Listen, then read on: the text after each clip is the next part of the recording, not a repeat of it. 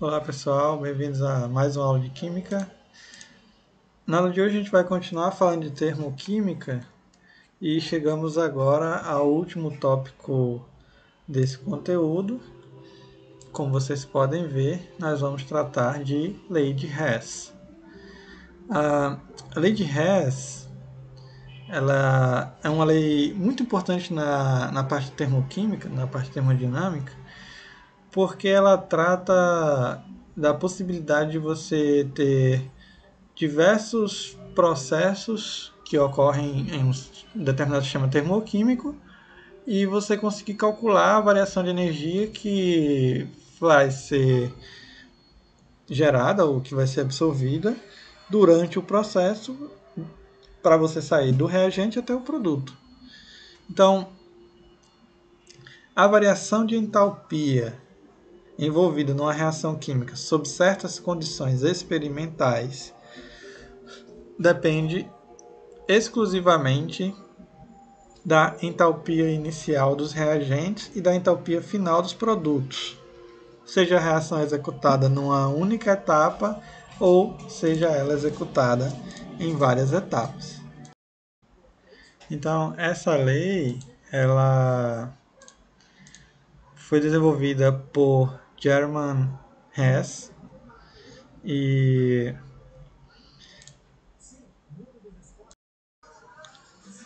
que desenvolveu vários princípios da termoquímica e da termodinâmica, entre outras áreas ele também estudou geologia, química, medicina e contribuiu muito para o conhecimento químico que a gente tem sobre as reações termoquímicas. Basicamente, a ideia que a gente já tinha de calcular a entalpia de uma reação a partir da variação da entalpia dos produtos e dos reagentes, ela permanece. E a gente vai aplicar esse novo conhecimento utilizando operações algébricas, basicamente, através de equações termoquímicas.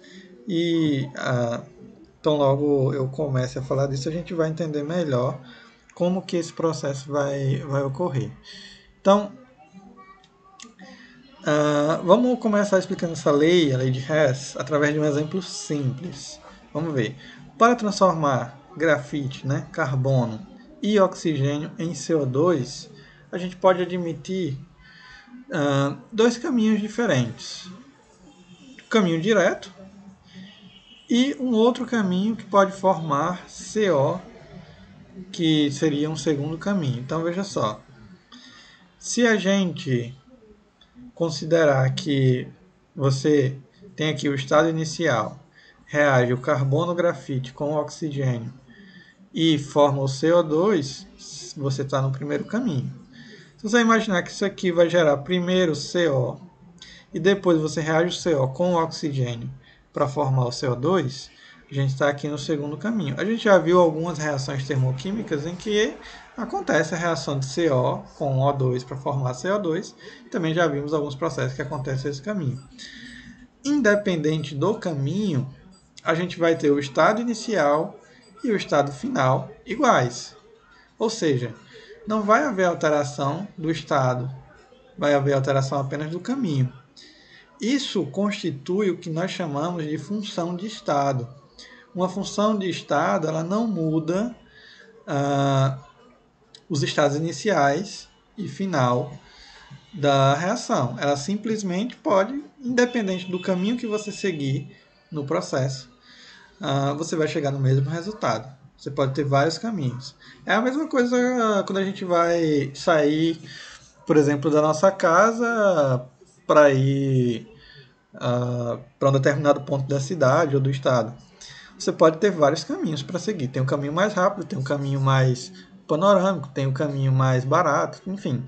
Independente do caminho que você seguir, você sabe que você vai sair do estado inicial, que é a sua casa, chegar no estado final, que é o destino que você deseja, e aí o caminho que você escolheu vai ser indiferente para esse processo. O que importa é o final, o inicial e o final.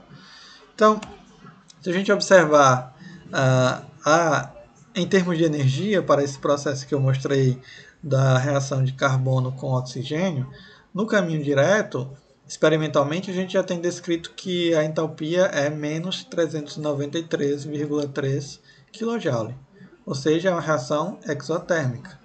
Se a gente for pelo segundo caminho, primeiro eu vou gerar o CO, depois eu vou reagir o CO com o oxigênio formando CO2. Vejam que cada um desses processos tem um valor energético aqui, e se a gente somar os processos, a gente vai chegar no mesmo valor. Vejam que nesse caso aqui eu estou tratando do mesmo processo, eu estou mudando a forma como eu estou realizando o processo. Então a energia vai ser a mesma. Se a gente olhar de forma gráfica, a gente vai ver aqui a variação de entalpia 1, que é para formar o intermediário, e depois do intermediário para o estado final. Se a gente pegar esse estado 1 e esse estado 2 e somar, a gente vai chegar nesse caminho aqui, ó, que é a soma dos dois estados para formar o estado final, certo? Então, a lei de Hess, basicamente, quando a gente não tem uma reação descrita para o processo, como neste caso, aqui eu tenho esse primeiro caminho que descreve muito bem como que esse processo funciona. Eu posso ter esse outro caminho que também vai explicar, mas esse caminho mais simples aqui já explica tudo. Porém, existem algumas reações que você não tem esses dados. E aí você precisa de outras reações que você conhece os valores para que você conheça o valor energético do processo que você deseja. Por isso que a lei de Hess existe, e é por isso que ela é tão bem avaliada na química, porque ela consegue descrever esse processo de forma algébrica, tratando os dados de forma matemática e facilitando muito a vida para quem precisa utilizar esses dados para alguma reação. Então, seguindo aqui, quando não é possível fazer essas medições experimentais, né, que eu acabei de falar, para a determinação da reação, a gente pode trabalhar com um conjunto de equações nas condições padrão, nas quais permitem que esse cálculo você possa rearranjar essa equação para satisfazer as etapas e com os dados estequiométricos a gente pode obter os valores que estão faltando ou os que a gente necessita, né? Esse processo é justamente o que a gente vai fazer com a lei de Hess. Então, consequências da lei de Hess. Primeiro, as consequências termoquímicas podem ser, as equações termoquímicas, elas podem ser somadas como se fossem equações matemáticas. O que isso quer dizer? Veja só, eu tenho aqui carbono grafite mais meio mol de oxigênio formando CO, tem o valor ΔH. Na outra equação eu tenho CO mais meio mol de oxigênio formando CO2 e o valor ΔH. O que é que eu faço aqui para obter a equação que eu desejo? O que tiver aqui em lados diferentes, veja só, e for idêntico, ó, CO é igual a esse CO aqui. Então, como eles são iguais e estão em lados diferentes, eu posso cortar aqui, ó. Corto esse com esse. O que for igual e tiver em lados iguais, a gente soma. Então, aqui meio com meio dá 1. Aqui não tem um outro diferente para cortar, então repete. Esse aqui eu somo e sobra desse lado apenas o CO2, porque eu cortei o CO. E aqui o valor eu vou somar. Só que no caso aqui, como os dois são negativos, né? Se eu colocasse um sinal de mais aqui, ia ficar mais com e menos, que aí você dá o sinal negativo, e aí você chega nesse valor. Daí a lei de Hess é também chamada de lei da soma dos calores de reação. Essa técnica de somar equações é muito útil, pois ela permite que a gente calcule o ΔH de certas reações, cuja execução experimental é muito difícil ou às vezes é impossível. Então, isso facilita a nossa vida. Por exemplo, você conhece esse processo, conhece esse, com os dados desses dois você consegue obter esse aqui. É isso que a gente vai fazer, é isso que a gente vai estar procurando aí, né, durante essa e a próxima aula. Segunda consequência. Invertendo uma equação termoquímica, a gente deve trocar o sinal do ΔH. Esse fato deve acontecer forçosamente, porque quando a gente soma a equação direta e inversa, a soma é zero. Veja só, se eu tiver grafite mais CO formando CO2, eu libero esse processo aqui. Para eu voltar aos meus reagentes de partida, eu preciso que eles absorvam a mesma quantidade de energia que eles liberaram no processo inverso.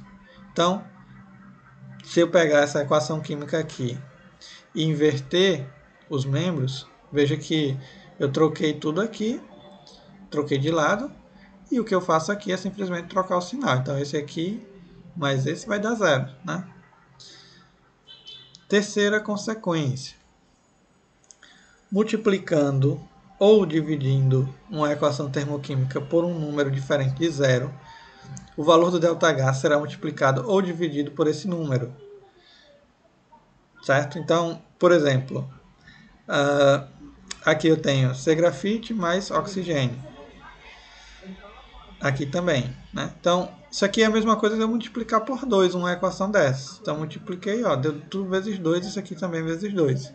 As equações termoquímicas, elas podem sofrer tratamentos matemáticos, como adição, subtração, multiplicação, divisão, inversão e alguns outros fatores, desde que os tratamentos sejam feitos também nos valores de ΔH.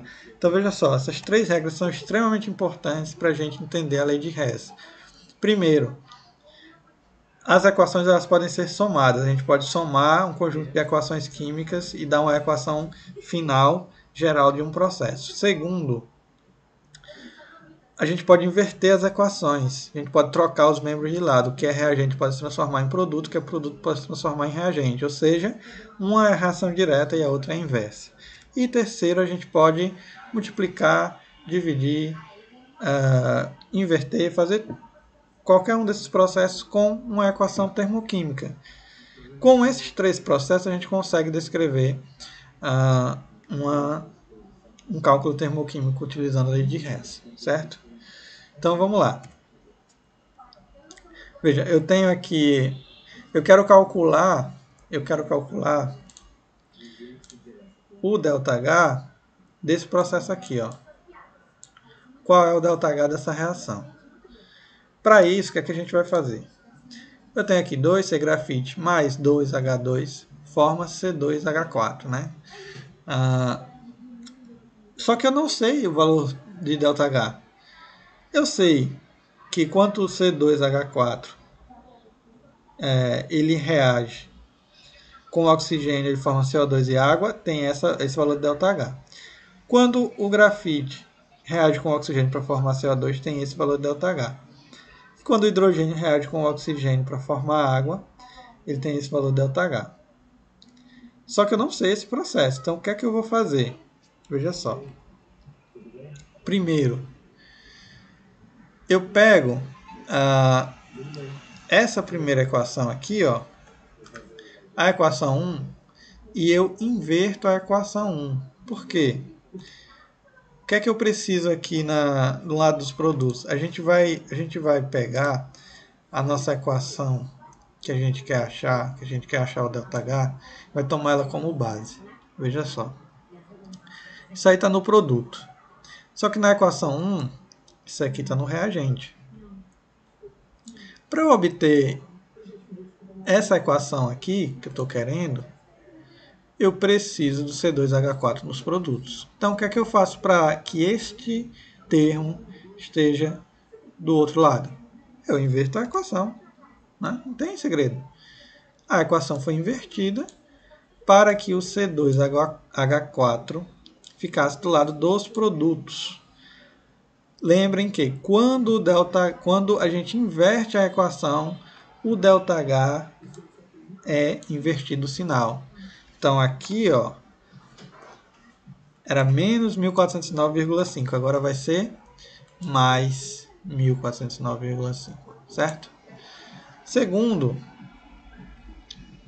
a equação 2 aqui, ela é multiplicada por 2. Por quê? Veja só. Quanto C grafite eu tenho? 2. 2 aqui. Na minha equação 2 eu só tenho um C grafite. Então eu tenho que fazer tudo o que for necessário, seja multiplicar, dividir, inverter, tudo o que for necessário para transformar essas três equações aqui nessa equação, certo? Então, a equação 2 foi multiplicada por 2 para satisfazer o coeficiente estequiométrico aqui, ó, da equação de formação da acetileno, que é a equação que a gente está buscando. Isso requer que o valor de ΔH também dobre. Então, multiplicou isso aqui tudo por 2. Ó, e outra coisa, não multiplica só o C por 2. Se eu multiplicar por 2, eu vou multiplicar tudo. Aqui, ó, 2 vezes C, 2O, 2CO2. 2 vezes esse valor aqui também, ó, tá? Vezes 2. E por último, a equação 3 ela também foi multiplicada por 2, certo? Por quê? Veja só, eu preciso de 2H2. O que é que eu tenho aqui? 1H2. Então eu preciso multiplicar por 2 para que eu tenha 2, para equilibrar o coeficiente estequiométrico. Consequentemente, o ΔH também vai multiplicar por 2.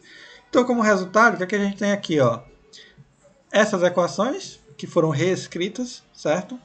Aqui, ó, daqui para cima, tá? Então, para a gente resolver, chegar na equação que a gente deseja, o que é que eu vou fazer?